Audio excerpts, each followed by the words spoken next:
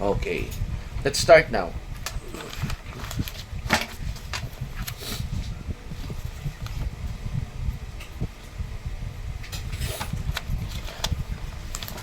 We have Alivio. Present ba si Alivio?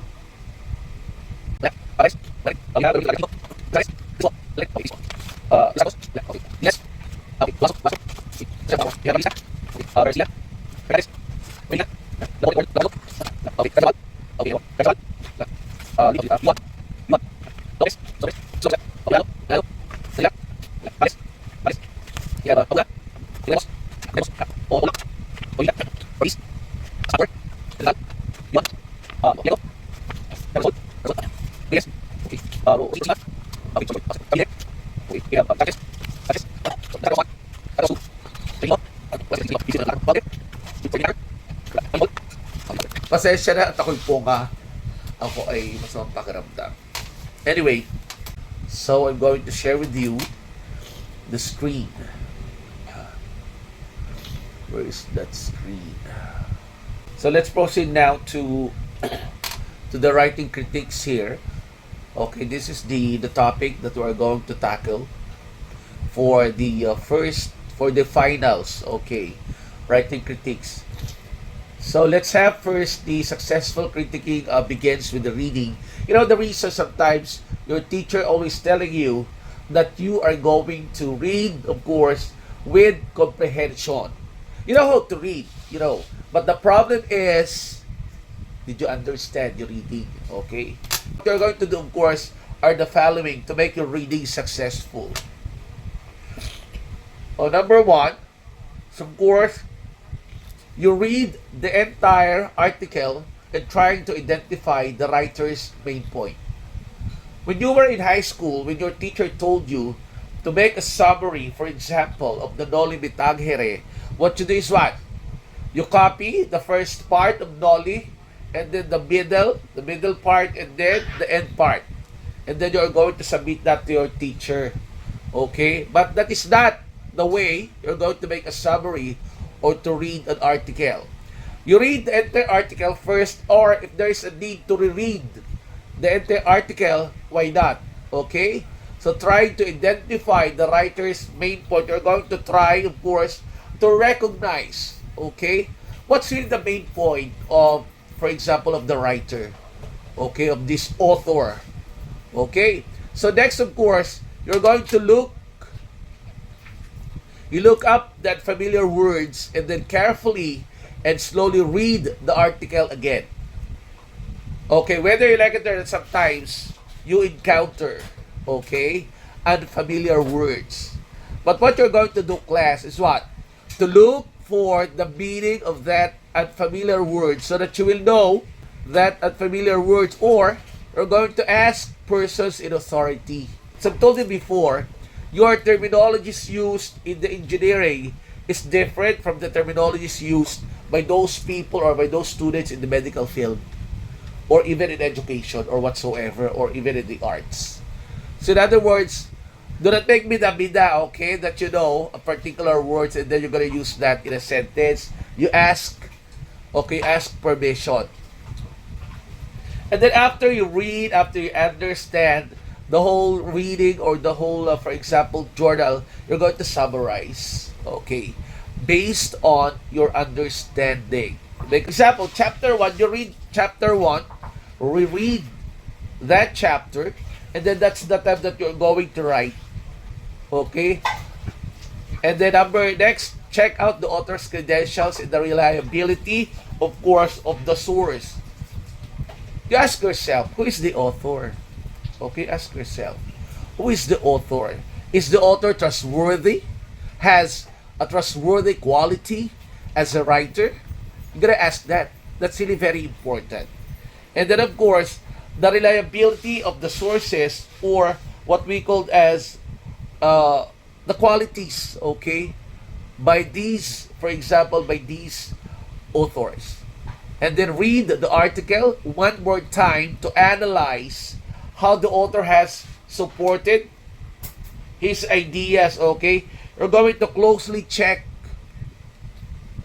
okay, your reading. And of course, what are the sources included? Okay, what are the sources included in your, for example, in your reading or in the journal that you have read, for example.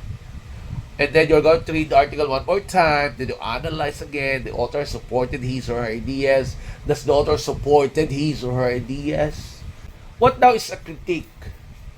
So it is a French word which means a critical assessment, whether that is positive, negative, or both. For example, of this one is a film reviews. For example, okay, film reviews, and then book reviews. A critique is, of course, to review or examine something critically. You're going to examine, you're going to evaluate, you're going to look for defects of this writing, for example, because you're critiquing. Okay?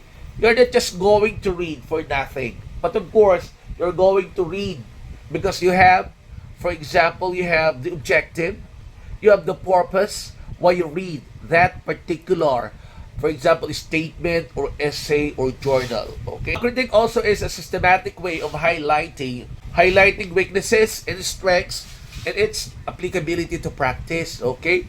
And we are going to look for what are the weaknesses of this reading. Okay? What are the strengths of this reading? Is it applicable to the practice that you're doing right now? And then you're going to ask yourself for the different parts of a critic. It's in the other books of critiquing, there are actually 5 parts, but this one is the basic. Even if you're going to write, for example, your paragraph, it's actually the basic. Okay, one is the introduction, the body, and the conclusion. So introduction, you introduce the author and the title of the work. Provide the author's main point, state your overall evaluation to the work, add the background information for the reader. You should introduce, whether you like it or not, introduce the author as a sign, of course, of respect to the person who writes or to the writer. Okay, now what's the title of the journal that you are writing, for example, or of the essay that you are writing? In other words, you're going to introduce the author or the writer. That's really very important, a sign of respect. Of course, what's the main point? It's like in a thesis, a statement that you're going to write the time that you are, for example, writing your thesis. Okay? And then you state your overall evaluation of the work that's included in the introduction. This is in your own words, of course. And then you put or you include the background information. Of course, is the body. You're going to use about 3 to 5 points to support your thesis statement. Okay, you're going to write your 3 to 5 points of your thesis statement. And then answer the questions to serve as guide to select your points. Now, for instance, you're going to answer all the questions here. The author's credentials or lack of credentials. Okay, is the author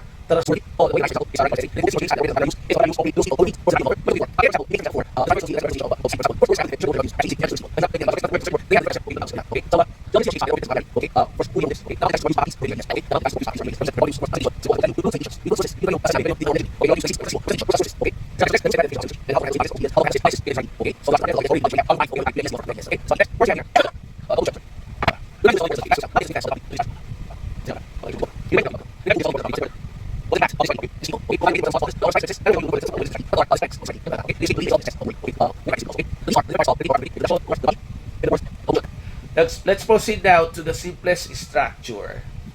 Okay, one is a short summary evaluation. Sometimes your teacher asks you, for example, to summarize Noli Me Tangere, El Fili. But be sure that you understand that. A Rose for Emily in literature, for example. Rose for Emily. Anna Karenina. Okay, what's the summary of all of this? You should know that. Be sure that you understand. You know what's the problem of the students right now is what? They are lazy to read books. They are lazy to understand. Okay? They're reading. And then evaluation. Okay? How are you going to evaluate? You're going to ask, of course, what are the impact of the reading to other people. For example, So of course, the reason you are writing a certain, for example, a certain essays because there's a purpose. Okay. Of course, what's your purpose of writing? One is of course to try and ensure that students actually do reading assignments. Okay. And alam yun ng teacher. Alam din ng teacher talaga if you, for example, copied the work of others. To express, be fair, and which that's really very important. Okay, in writing, you're going to be fair. Okay. Make a critique about this Hapag ng Pag-asa by Joey Velasco.